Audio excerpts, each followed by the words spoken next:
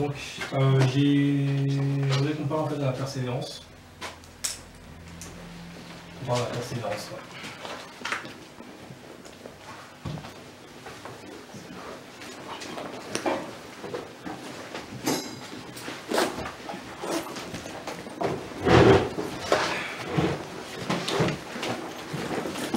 Pourquoi la persévérance? Ça va donner un enseignement là-dessus déjà. D'une et de deux, parce que c'est le moyen qui nous aidera à aller au ciel en fait. Pour parvenir au but de la persévérance. Donc on va prendre Luc 8. Une grande foule s'étant assemblée et des gens étant venus de diverses villes auprès de lui. Il leur dit cette parabole. Un semeur sortit pour semer sa semence, et en semant, une partie de la semence tomba le long du chemin. Et elle fut foulée aux pieds, et les oiseaux du ciel la mangèrent toutes. Une autre partie tomba dans un endroit périlleux, et quand elle fut levée, elle sécha parce qu'elle n'avait pas d'humidité. Une autre partie tomba au milieu des épines, et les épines crurent en elle, avec elle, et l'étouffèrent. Une autre partie tomba dans une bonne terre, et quand elle fut levée, elle donna du fruit centuple. En disant ces choses, Jésus dit au voix que celui qui a des oreilles pour entendre, qu'il entende. Et ses disciples interrogèrent pour savoir ce que signifie cette parabole. Il répondit, il vous a été donné de connaître les mystères du royaume de Dieu, mais pour les autres, cela leur est dit en parabole, afin qu'en voyant, ils ne voient pas, et qu'en entendant, ils ne comprennent pas. Voici donc ce que signifie cette parabole. La semence, c'est la parole de Dieu. Ceux qui ont reçu la semence le long du chemin, ce sont ceux qui entendent la parole, mais ensuite le diable vient et ôte la parole de leur cœur, de peur qu'ils ne croient et ne soient sauvés. Et ceux qui ont reçu la semence dans un endroit périlleux, ce sont ceux qui, lorsqu'ils entendent la parole, la reçoivent avec joie, mais n'ont pas de racines. Ils croient pour un temps, mais au moment de l'épreuve, ils se retirent. Et ce qui est tombé parmi les épines, ce sont ceux qui, ayant entendu la parole, s'en vont et la laissent étouffer par les soucis, les richesses et les plaisirs de la vie. Ils ne portent pas de fruits qui viennent à maturité. Mais ce qui est tombé dans une bonne terre, ce sont ceux qui, ayant entendu la parole, la retiennent dans un cœur honnête et bon, et portent du fruit avec persévérance. Avec persévérance. Avec. On ira à la suite, mais on va d'abord s'arrêter là. Donc ici, Jésus va donner une parabole à la foule, et il va révéler en fait les mystères de cette parabole-là en fait à ses disciples. Il va nous parler de 4 terrains. Parler d'un long chemin. Donc, ce sont ceux qui entendent la parole, mais ensuite le diable vient et ôte la parole de leur cœur, de peur qu'ils ne croient et qu'ils ne soient sauvés. Ensuite, on a un endroit pierreux, là où ils entendent la parole, ils la reçoivent avec joie, mais ils n'ont pas de racines et croient pour un temps, mais au moment de la tentation, ils se retirent. Ensuite, il y a parmi les épines, ce sont ceux qui, ayant entendu la parole, s'en vont et la laissent étouffer par quoi? Par les soucis, les richesses, les plaisirs de la vie. Et ils ne portent pas de fruits qui viennent à maturité. Mais ce qui est tombé en fait dans la bonne terre, ce sont ceux qui, ayant entendu la parole, la retiennent dans un cœur honnête et bon. Et portent du fruit avec persévérance. La persévérance nous parle de 3 choses. Mon grec, la persévérance, c'est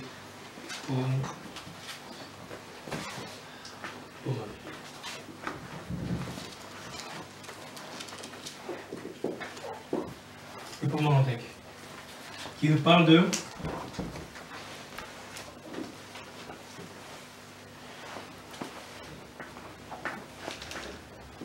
la fermeté. La fermeté, la constance,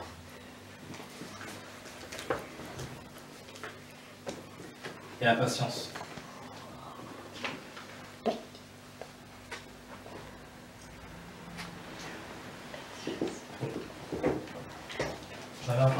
J'en avais parlé en fait très rapidement, mais je vais développer là-dessus. Donc la fermeté, pourquoi la fermeté? Parce que si tu n'es pas ferme, tu risques d'être retrouvé en fait parmi les épines. Et là, les soucis, les richesses, les plaisirs de la vie, en fait, ça peut te prendre en fait. Et du coup, sans cette fermeté-là, tu loupes le but. On a vu qu'il y avait ces 3 endroits-là, donc je reprends un peu les choses. Donc c'est plutôt le diable. Donc, on a déjà plusieurs actions. que nous avons le diable. Vient et ôte la parole dans le cœur, de peur qu'il ne croie et ne soit sauvé. Ensuite, on a quoi? On a ceux qui n'ont pas de racines et qui croient pour un temps, la tentation.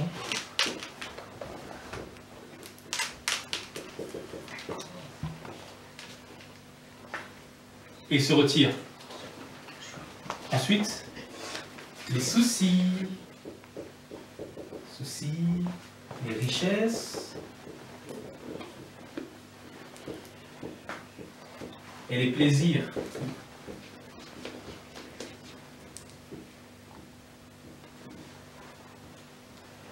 De ce monde.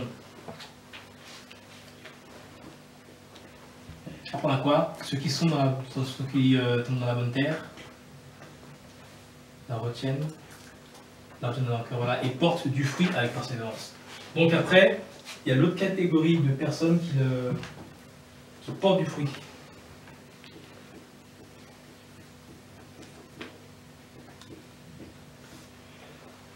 Donc qui portent du fruit. Donc c'est simple. Si tu n'es pas ferme par rapport à ta vie personnelle, ferme par rapport à la parole, le diable vient et tout ce que tu as pris, tout ce que tu as emmagasiné dans ta tête en fait, par rapport à la parole de Dieu, tout ça, il vient et il casse tout. Si tu n'es pas constant dans la parole de Dieu, vraiment constant, lors d'une tentation, lorsqu'une tentation arrive, tac, tu vas tomber. Si tu n'es pas ferme et constant aussi, les soucis, les richesses, les plaisirs de ce monde, ça peut être n'importe quoi. Tu peux commencer à venir et commencer à te faire tes choix de ta position en Christ. Parce que la parole dit que nous sommes assis en Christ dans les lieux célestes. Alors si tu n'as pas ça, tu vas des choix de ta position en Christ. Ensuite, on nous parle de la patience. Et là, la patience serait-il en fait au fait de porter du fruit? Parce que pour porter du fruit, tu ne portes pas du fruit du jour au lendemain. Donc ensuite, je continue rapidement. Personne, après avoir allumé la lampe, ne la couvre d'un vase, ni ne la met sous un lit, mais il la met sur un chandelier, afin que ceux qui entrent voient la lumière. Car il n'est rien de caché qui ne doive être découvert, rien de caché qui ne doit être connu, et qui ne vienne en évidence. Prenez donc garde à la manière dont vous écoutez, car on donnera à celui qui a. Mais à celui qui n'a pas, on notera même ce qu'il croit avoir. Lorsqu'on nous parle de la manière dont on doit écouter, on parle de l'occasion, on parle aussi de l'état et du moyen en fait. Et c'est toutes les paroles en fait que le Seigneur peut nous dire. Toutes les paroles que nous entendons à travers, je sais pas, des prédications, des choses qui peuvent nous édifier. Parfois, on a tendance à écouter cette parole-là, et puis quand vient des soucis, l'augmentation, les richesses ou les plaisirs de ce monde-là, et bah tac, on oublie. Et donc voilà, tous ces points en fait, ça font partie de la persévérance. Pourquoi? Parce que sans ces trois points-là, on va voir d'autres versets, sans ces trois points-là, vous ne pouvez pas y arriver. C'est impossible, c'est pas possible, c'est impossible. On va voir ce que la parole aussi le dit. Et donc, ce qui est marrant, c'est dans les endroits épineux, il est écrit, et il ne porte pas du fruit qui vienne à maturité. Donc, en tant que fruit, on parle d'un fruit qui va venir à maturité. Et là, je vais prendre Marc 4, 20, je vais vous dire aussi la même chose.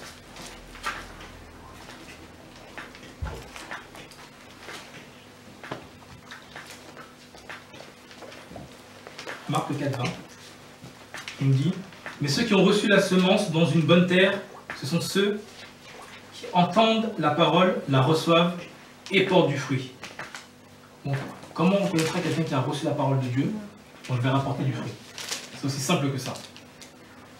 L'un, 30, 60 et 100.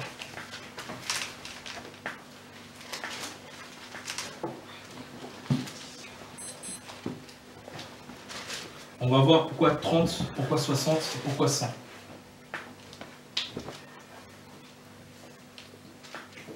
Alors, par rapport à la persévérance, j'aurais aimé qu'on regarde aussi quelques versets. Si quelqu'un peut me prendre Jacques 5, verset 8.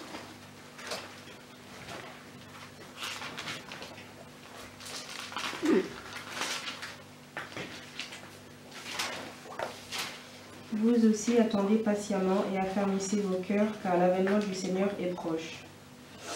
Mes frères, ne vous plaignez pas les uns des autres, afin que vous ne soyez pas condamnés. Voici le juste tient à la porte. Bon, je te remercie. 7 et 8 Le 7 Ouais, 7. Ah, c'était 7 7 et 8, ouais. Mais vous, mes frères, attendez patiemment jusqu'à l'avènement du Seigneur.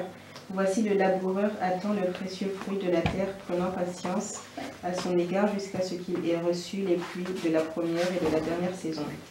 Vous aussi attendez patiemment et affermissez vos cœurs, car l'avènement du Seigneur est proche. Affermissez vos cœurs. Vous voyez? La fermeté. Et comment on affermit notre cœur? Dans la relation personnelle avec le Seigneur. Et par la parole de Dieu. C'est comme ça qu'on affermit notre cœur. 1 Thessaloniciens 5, verset 14.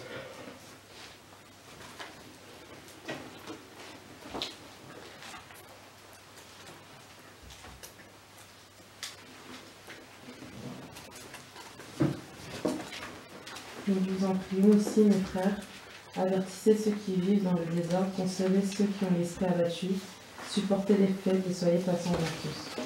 Voilà, soyez patients envers tous. Donc, on parle déjà d'être ferme vis-à-vis de nous-mêmes, mais aussi être patient envers notre prochain.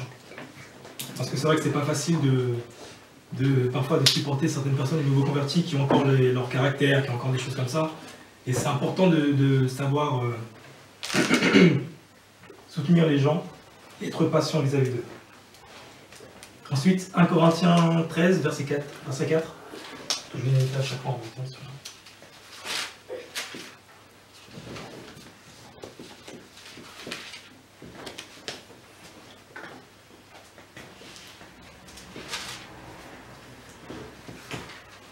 La charité est patiente, la charité est douce, la charité n'est pas envieuse, la charité n'est pas insolente, elle ne s'enfle pas d'orgueil. Voilà. La charité est patiente. Alors, ça fait partie d'un fruit de l'esprit, c'est l'amour, c'est l'amour de Dieu. Et c'est l'amour que nous devons avoir aussi. Et le dernier, Marc 4, verset 20.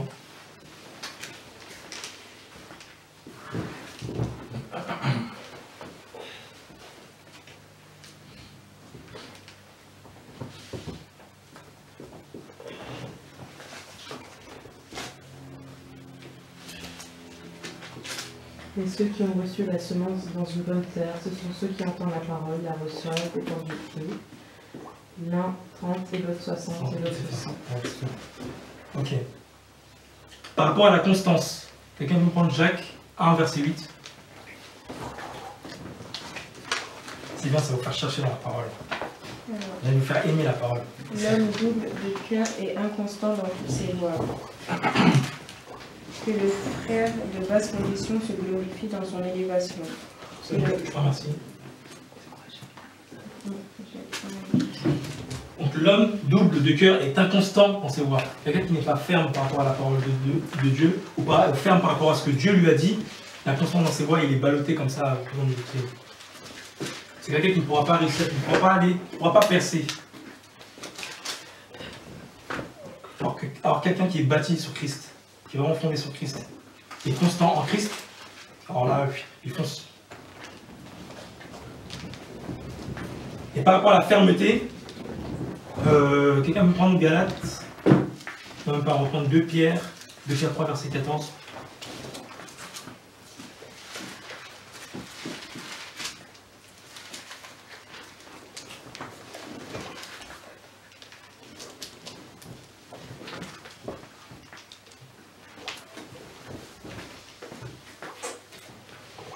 C'est pourquoi, les bien-aimés, en attendant ces choses, appliquez-vous à être trouvés par lui sans tâche et sans reproche dans la paix. Et considérez la patience du Seigneur comme une preuve qu'il veut votre salut. Comme Paul, notre frère bien-aimé, vous l'a aussi écrit selon la sagesse qui lui a été donnée. Comme il l'a fait aussi dans toutes ses lettres, où il parle de ces choses dans lesquelles il y a des temps difficiles à comprendre, des personnes ignorantes et mal affermies tordes, comme elles tordent aussi. De Pierre combien 2 Pierre 3 à 14. 2 Pierre 3 à 14. La patience du Seigneur. C'est dingue. En savant que parce que notre Seigneur est patient, il aura la capacité d'être patient. Parce que c'est un fruit, et c'est un fruit d'esprit. Or, c'est lui qui donne ces fruits d'esprit-là. Alors, si nous lui demandons au Seigneur, il nous fera porter ces fruits-là. Ça se travaille. Donc voilà, c'était quelques versets par rapport à ces... je remettrai, hein, parce que... voilà, j'avais inversé. Et je remettrai après. Donc, après, dans Marc 4, 20, on dit que il portera 30, 60 et 100 comme fruit. Dans Marc 4, 20. Donc, qu'est-ce que ça signifie ça? Il faut savoir que dans l'alphabet hébraïque, chaque lettre en fait a une signification particulière. Je pense que ça vous le savez. Et a aussi une valeur numérique. Donc, on va voir ça dans ces choses-là. Qu'est-ce que ça signifie, toutes ces choses-là?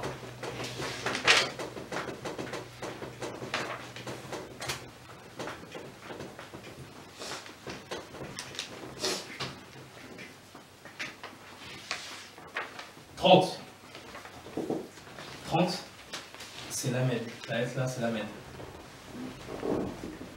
Elle ressemble à une espèce de... C'est comme ça. Une espèce de foi en fait. Et l'Amed fait référence à quoi?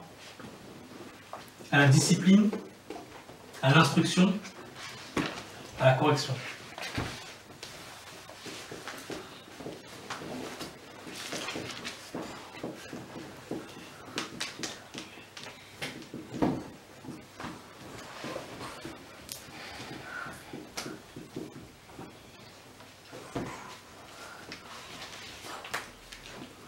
Quand on arrive dans le Seigneur, c'est notre premier stade.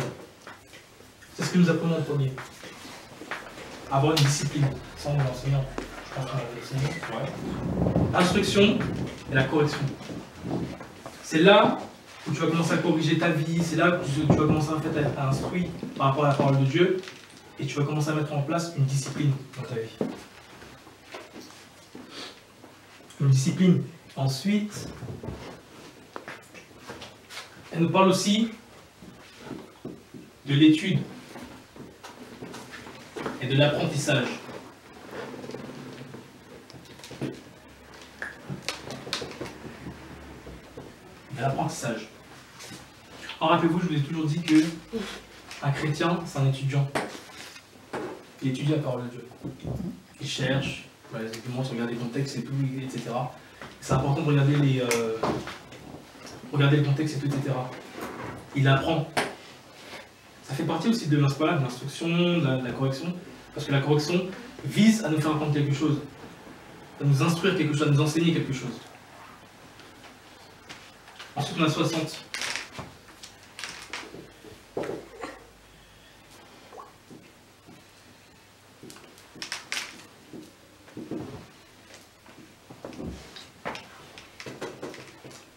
C'est ça, mec.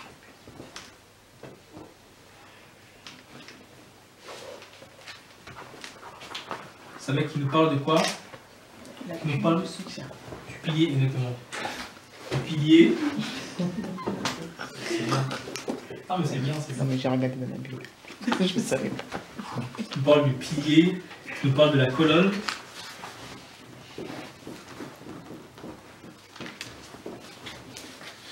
Il nous parle également le fait de soutenir les faibles.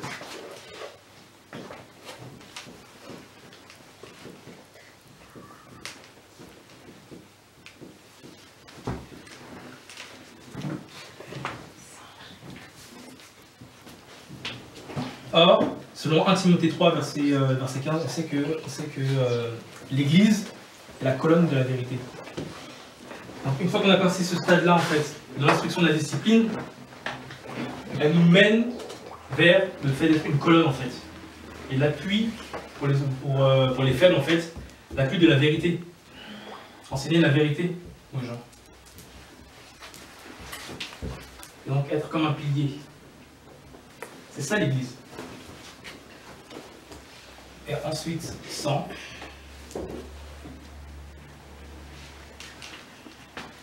Sans c'est coff. Ça veut dire. Des Hussein.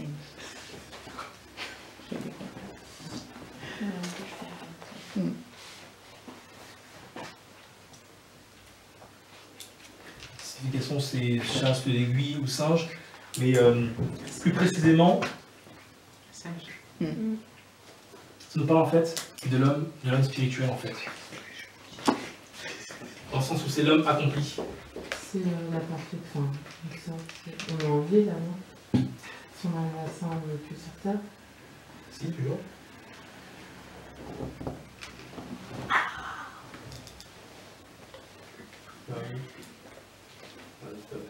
Ouais, un peu plus spirituel. Ouais, j'aurais plus spirituel.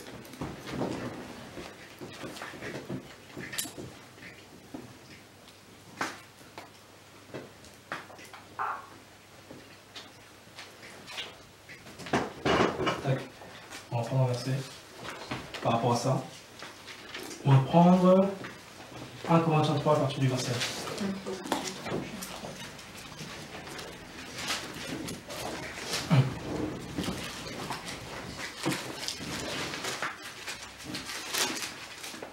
C'est combien? Verset 23, À partir du verset 1. Ok. Mais pour moi, mes frères, je n'ai pas pu vous parler comme à des hommes spirituels, mais comme à des hommes charnels, c'est-à-dire comme à des enfants en Christ. Je vous ai donné du lait à boire et non pas de la viande parce que vous ne pouviez pas la supporter. Et même maintenant, vous ne le pouvez pas encore parce que vous êtes encore charnels. Car puisqu'il y a parmi vous de la jalousie, des disputes et des divisions, n'êtes-vous pas charnels et ne vous conduisez-vous pas à la manière des hommes? Top, merci. Donc là, on voit quelque chose d'intéressant. Il dit quoi? Il dit, je n'ai pas pu vous parler comme à des hommes spirituels, c'est-à-dire comme à des hommes faits, mais comme à des hommes qui sont charnels. Pourquoi? C'est-à-dire, voilà, des enfants en fait, des enfants de gens qui sont encore là. Qui doivent encore apprendre des rudiments, des choses à qui on doit donner encore le lait, tout ça, mais plus des choses, mais pas des choses solides. Pourquoi? Parce qu'il dit quoi? Parce qu'au milieu de vous, il y a quoi? Il y a de la jalousie, il y a des disputes, il y a des divisions. N'êtes-vous pas charnels? Et ne vous conduisez-vous pas à la manière des hommes, c'est-à-dire les hommes, voilà, les inconvertis, quoi. Donc, on voit que quelqu'un qui arrive, qui est à cet état-là, qui a dépassé cet état-là. C'est-à-dire qu'il n'est plus, voilà, qui a pu être dans ces choses-là, en fait, dans les disputes et divisions. Si on peut étendre la liste à Galates 5, verset 19, il y a plein comme ça. Hein. Paul aussi parlera de ça, enfin, Pierre aussi parlera de ça. Et donc voilà, quelqu'un qui est spirituel, en fait c'est quelqu'un qui est spirituel, en fait, quelqu'un d'accompli. On parle aussi de... Donc ça correspond en fait à la destruction de l'illusion pour la connaissance en fait de la vraie lumière. Donc c'est quelqu'un qui a le discernement.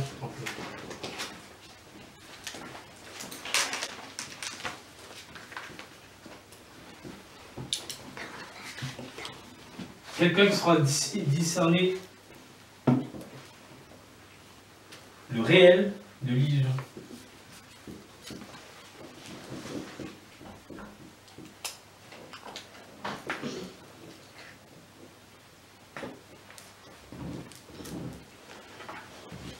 Et là, même là, c'est pas facile. Parce que ça relève du discernement, parfois on n'entend pas bien la parole, enfin, on n'arrive pas bien à discerner ce que j'ai dit. Donc voilà les 3 stades pour ceux qui portent du fruit.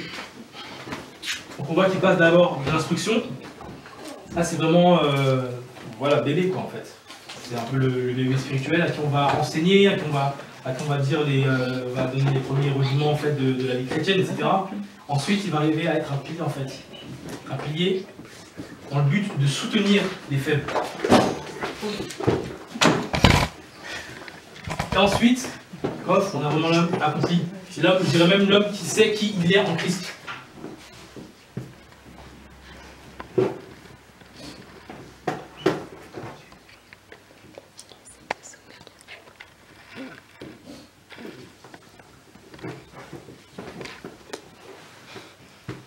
L'homme qui sait qui il est.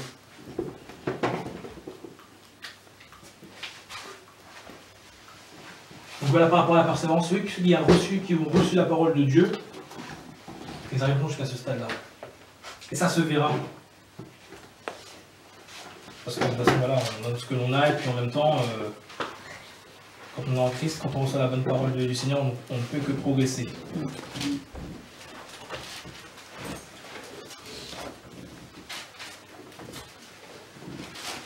sur dans Marc 11.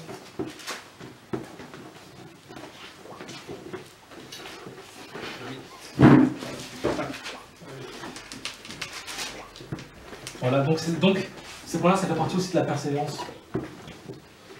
Pourquoi? Parce que pour arriver de là à là, tu vas aussi passer par les soucis de la vie, tu vas aussi passer par les tentations, tu vas aussi passer par tout un tas de trucs, jusqu'à ce que tu arrives à là.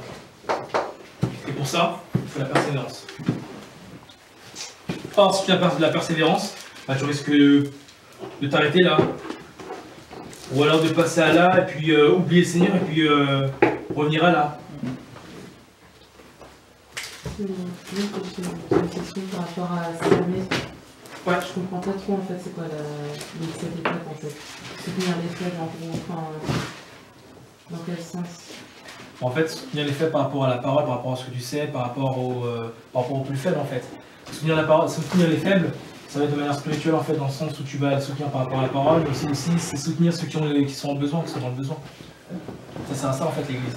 Parce que l'église et la parole nous dit que l'église en fait est faite pour le perfectionnement des saints. Or, c'est qu'en même temps, tu évolues en fait. Tu les perfectionnes toi, et ceux qui sont plus faibles que toi, qui sont passés par les mêmes choses, qui passent par les mêmes choses par lesquelles tu es passé toi, tu vas les soutenir. Et je veux dire qu'il y en a qui sont déjà à 60, enfin, on peut pas être à 60 sans passer par 30. Et il y en a qui font, enfin, je sais pas. Qui vont être à 60 sans passer par toi. Oui, voilà. Il y en a qui sont déjà assez à mec, sans être passé forcément par l'année. C'est pas possible. C'est pas possible. C'est pas possible. Parce que regarde, lorsqu'on parle de la correction en fait, d'instruction, c'est vraiment les premières choses en fait par rapport à la parole de Dieu. Or, l'instruction, qui peut te le donner en fait, soit par des enseignants, tout ça, etc., ou soit par Dieu.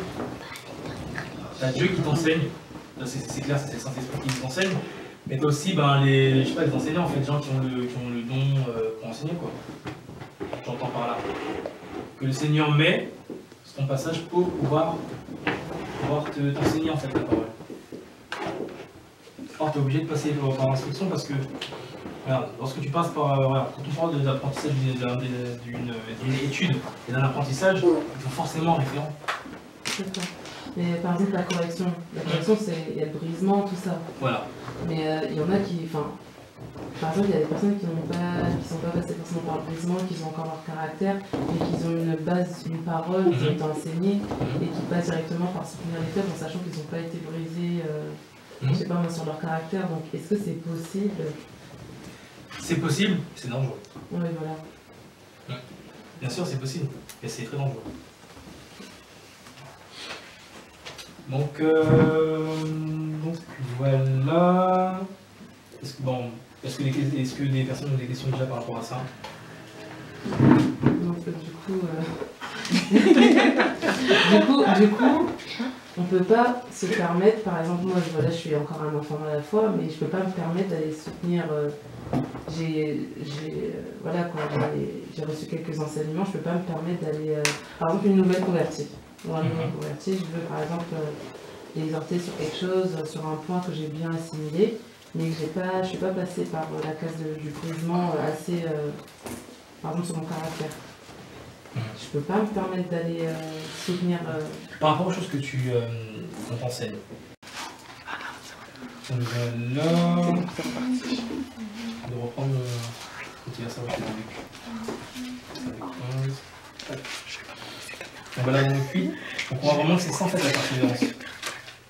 C'est ceux qui ont entendu la parole et qui la retiennent dans un cœur honnête et bon, et qui portent du fruit avec persévérance.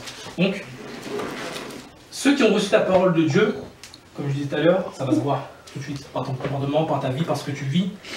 Et c'est pas parce qu'il t'arrive en fait des malheurs en fait dans ta vie que le Seigneur n'est pas avec toi. La parole nous dit que le juste, voilà, que le juste est souvent en difficulté, mais le Seigneur il est toujours. Et puis ça fait partie de notre formation en fait. C'est pour ça qu'il nous faut la persévérance. Les épreuves, tout ça, etc. Ça fait partie ça fait partie en fait de notre formation. Donc ensuite, personne, après avoir allumé la lampe, il la coupe d'un vase, il la met sous un lit, mais il la met sous un chandelier afin que ceux qui entrent voient la lumière. Car il n'y a rien de caché qui ne doit être découvert, etc. Ensuite, il dit prenez donc garde à la manière. Prenez donc garde à la manière dont vous écoutez. Pourquoi? Parce que la foi vient de quoi? Vient de ce qu'on entend, vient de la parole de Dieu. Si tu ne prends pas garde à ce que tu écoutes, ou tu écoutes un petit peu, ou que tu n'as pas tout, tu ne pourras pas correctement grandir.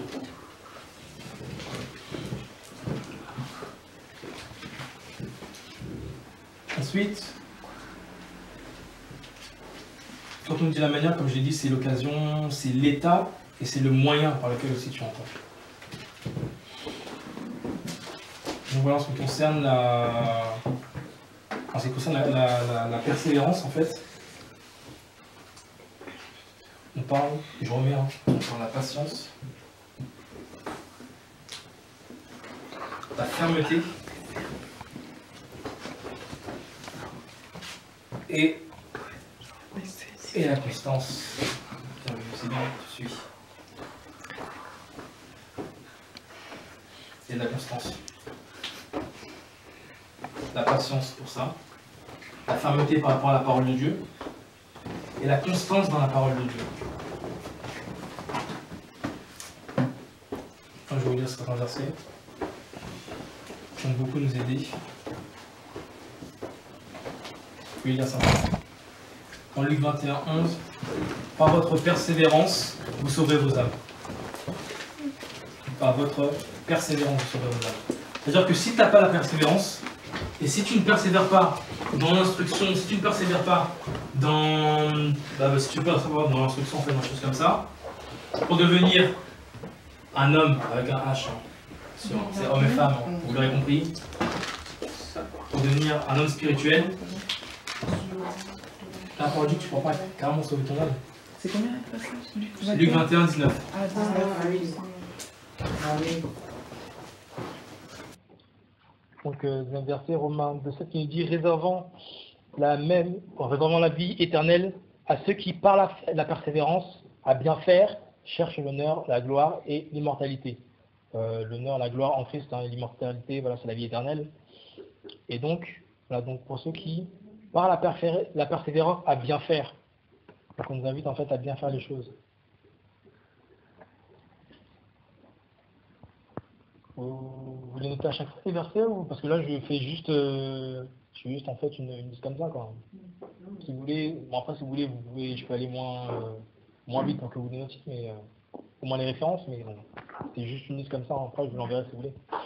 Donc dans Romains 5, verset 3 il est écrit bien plus, nous glorifions même des afflictions, sachant que l'affliction produit la persévérance. Je dis que quoi?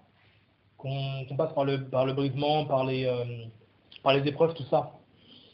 Donc, même pas les afflictions, sachant que l'affliction produit la persévérance.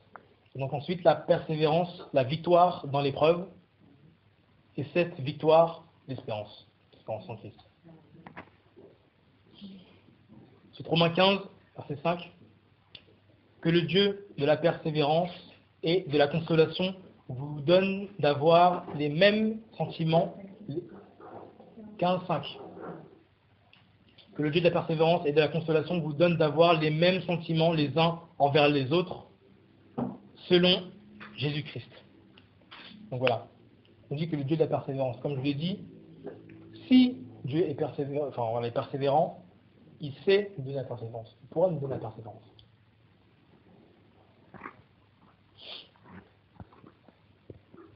Ensuite, Éphésiens 6, verset 18. Faites en tout temps par l'Esprit toutes sortes de prières et de supplications. Veillez à cela avec une entière persévérance et priez pour tous les saints. Donc c'est persévérer que dans quoi? Dans toutes sortes de prières. Par l'Esprit. Comment? Éphésiens 6, 18.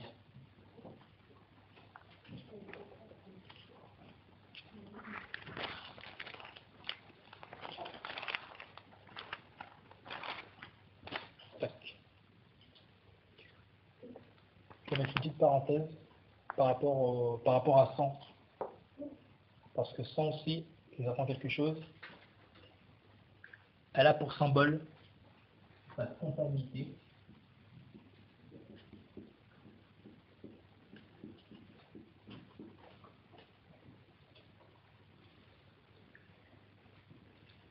L'amour de la vie.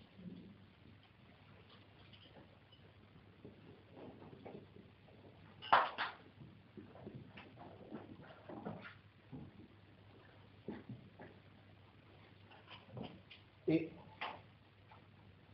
la communauté.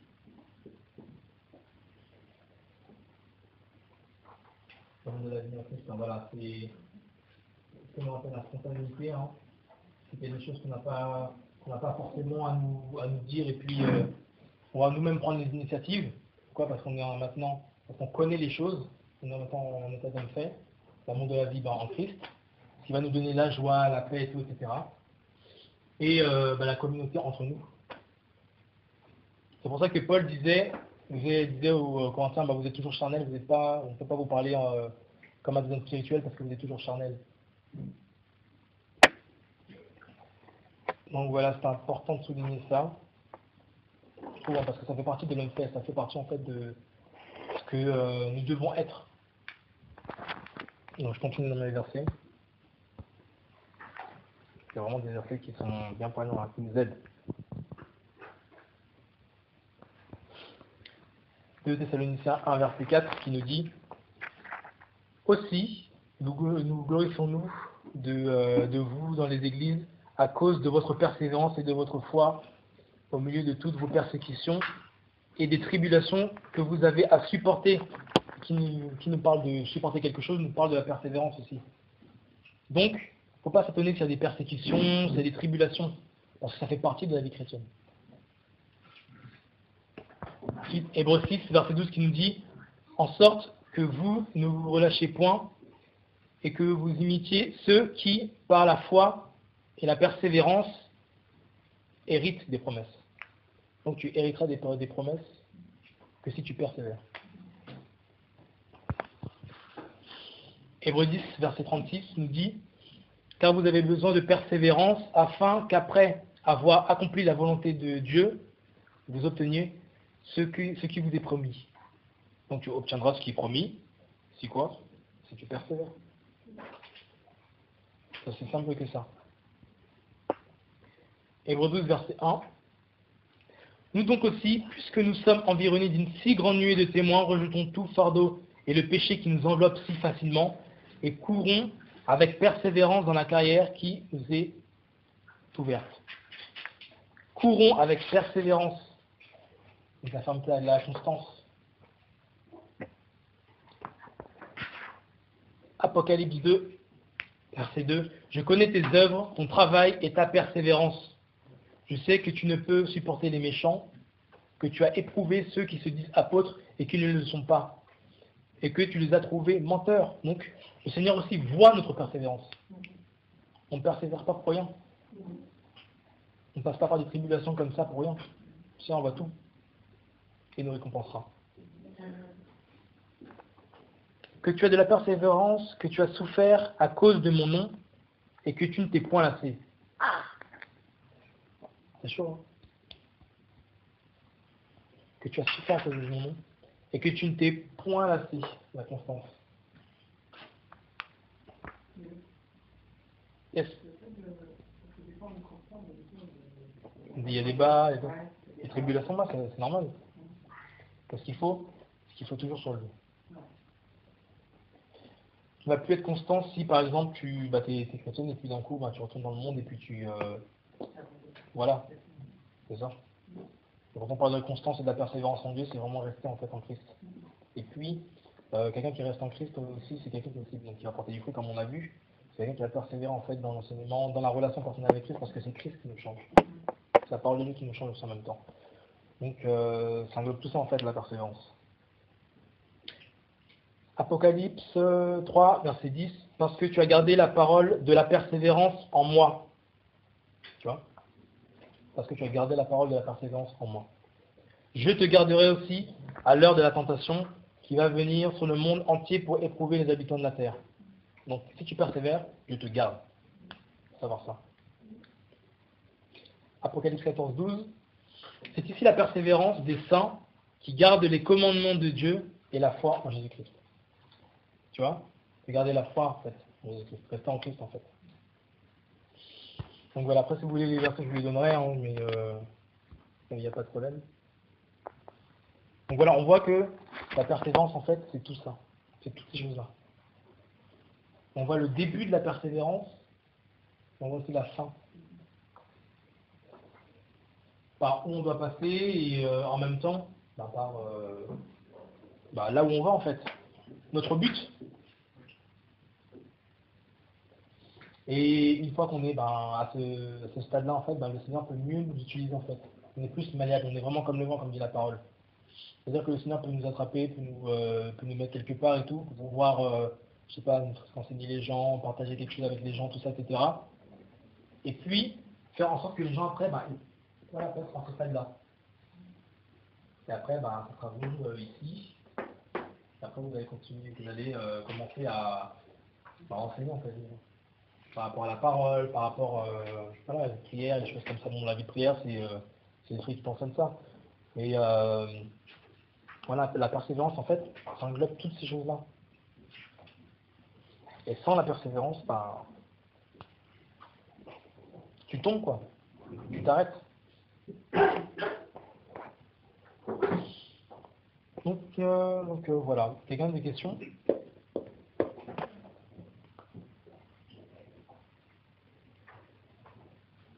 Des questions par rapport à ce que j'ai dit? Est-ce que je n'ai pas été précis dans quelque chose? Je sais pas. Non. Dans 1 Jean 2, verset 12, je vais vous laisser chercher. 1 Jean 2, verset 12. Et petits enfants, là que vous écrivez parce que vos péchés vous sont pardonnés à cause de son nom. Top. On va parler des petits enfants.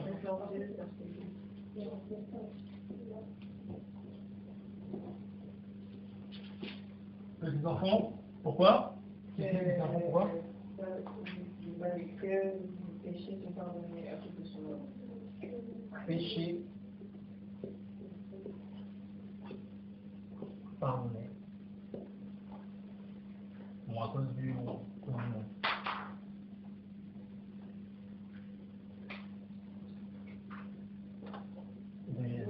Ensuite, Père, je vous écris parce que vous avez connu celui qui est dès le commencement. connu. Il est connu ensuite.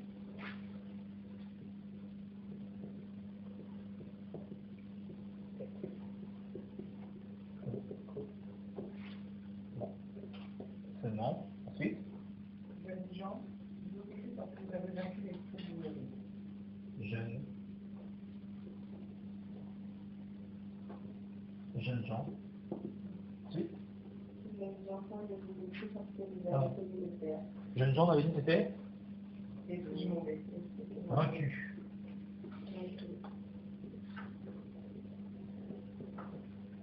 Esprit du mauvais. Ensuite, Jeunes enfants, je vous écris parce que vous avez connu le Père. d'accord. Jeunes gens et jeunes enfants sont la même chose.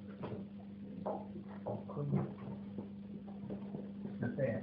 Ensuite, Père, je vous écris parce que vous avez connu celui qui est dès le commencement. Et ça, c'est comme Père, quand il a dit. voilà. Jeunes gens, je vous écris parce que vous êtes forts et que la parole de Dieu demeure en vous et que vous avez vaincu les péchés. Donc, vous êtes forts et la parole de Dieu demeure en vous. Là. Parole. Demeure. En vous.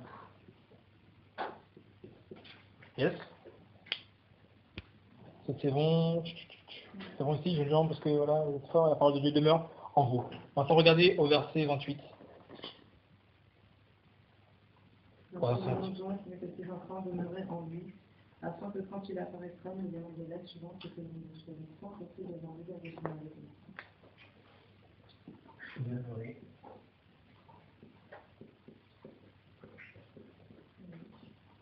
En lui.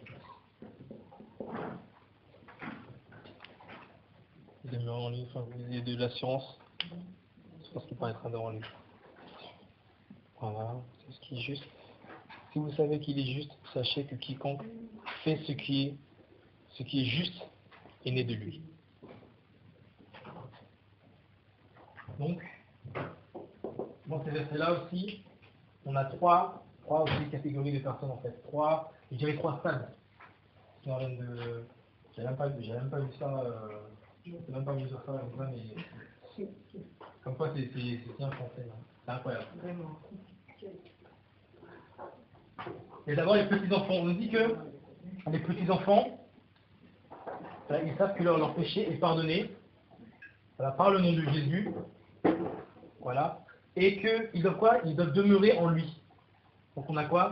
Le premier stade. 30. C'est là où on va recevoir l'instruction. Parce que l'instruction, c'est ça en fait. C'est l'évangile, ce sont les premiers rudiments en fait, des choses. Voilà, les premières choses qu'on commence en fait.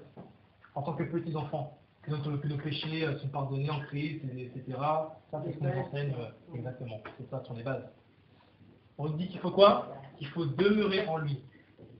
Donc, c'est déjà le premier stade déjà. À la mèche, à la mèche, il faut demeurer en lui. Parce que pour arriver au deuxième stade, si tu ne demeures pas en lui, tu restes un bébé. Tu restes un bébé spirituel, un enfant spirituel, et tu ne peux pas supporter des choses solides. Ensuite, on a qui? On a les jeunes gens, ou les jeunes enfants. Est-ce que vous avez vaincu l'esprit du mauvais? Voilà, parce que vous avez connu le Père, que vous êtes fort, et que la parole de Dieu demeure en vous. Là, on a la même chose, là, demeurer ici. Donc, ce qui montre que pour arriver à ce stade-là, il faut que la parole demeure en nous. Là, il faut demeurer en lui, et après, la parole de Dieu demeure en nous. Et là, voilà, donc, parce qu'on a connu le Père, parce qu'on a eu cette rencontre-là avec Jésus, simplement. On a eu cette révélation.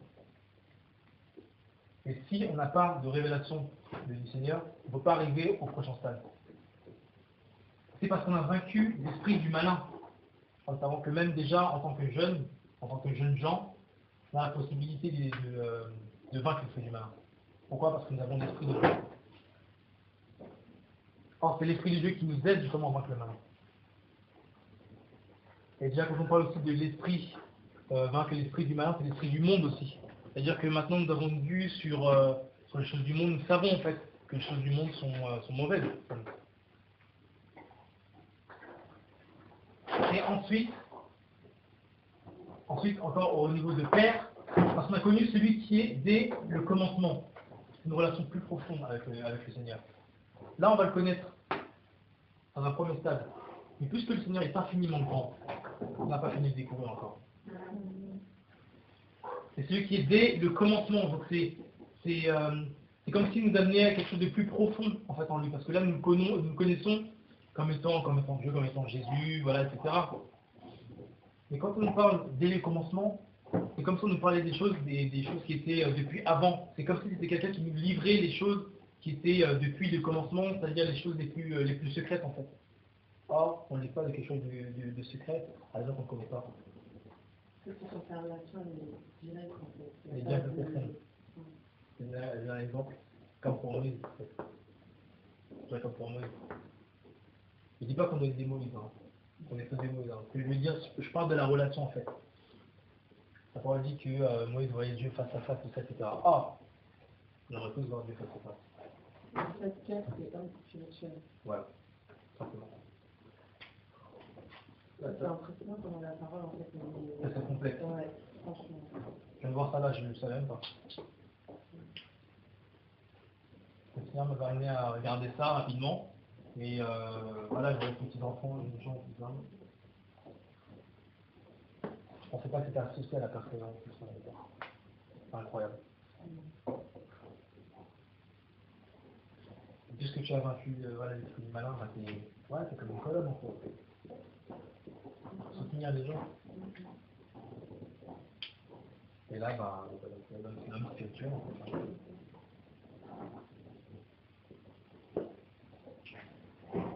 C'est incroyable. Voilà. Ça c'est notre objet.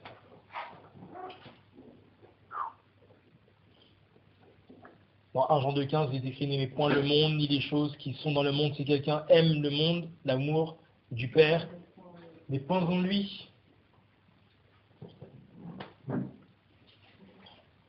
Donc forcément, quand on nous dit qu'on a vaincu l'esprit du mauvais, c'est forcément qu'on n'aime pas en fait le monde, quoi.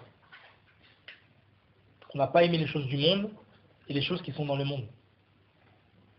Parce qu'on a quoi? Car dans le monde, c'est-à-dire la convoitise, la chair, voilà, la convoitise des yeux, l'orgueil de la vie, voilà, ne vient point du Père, mais vient du monde.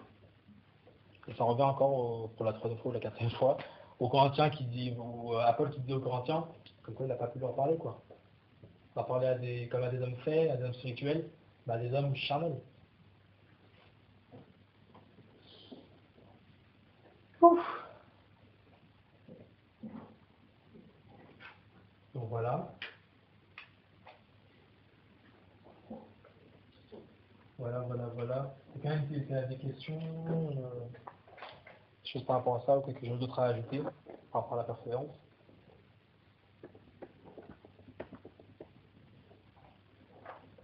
Non?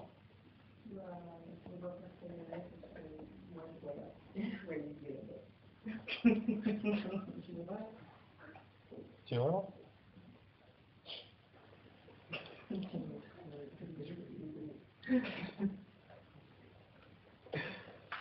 Ah, mais c'est vrai. Parce que parfois aussi on a des hauts, on a des bas, c'est vrai, ça n'empêche pas qu'on ait des hauts, des bas, mais on doit tout le temps se relever, toujours se relever et puis persévérer en Christ. C'est ça qui est le plus important. C'est pas facile, je dis pas que c'est facile, hein, mais on doit tenir, quoi. Ah, j'ai pas le morceau. Et persévérer, c'est bien sûr persévérer dans la parole, dans la doctrine, en Christ, tout ça, etc. Mais persévérer aussi dans ce que le Seigneur nous a, dans ce dans quoi le Seigneur nous a mis. Ça peut être n'importe quoi, une œuvre, ou etc. Il faut persévérer en fait dedans. Parce que vous savez que le Seigneur nous demande tous quelque chose à faire. Il a tous donné quelque chose à faire, donc persévérer dans ces choses-là.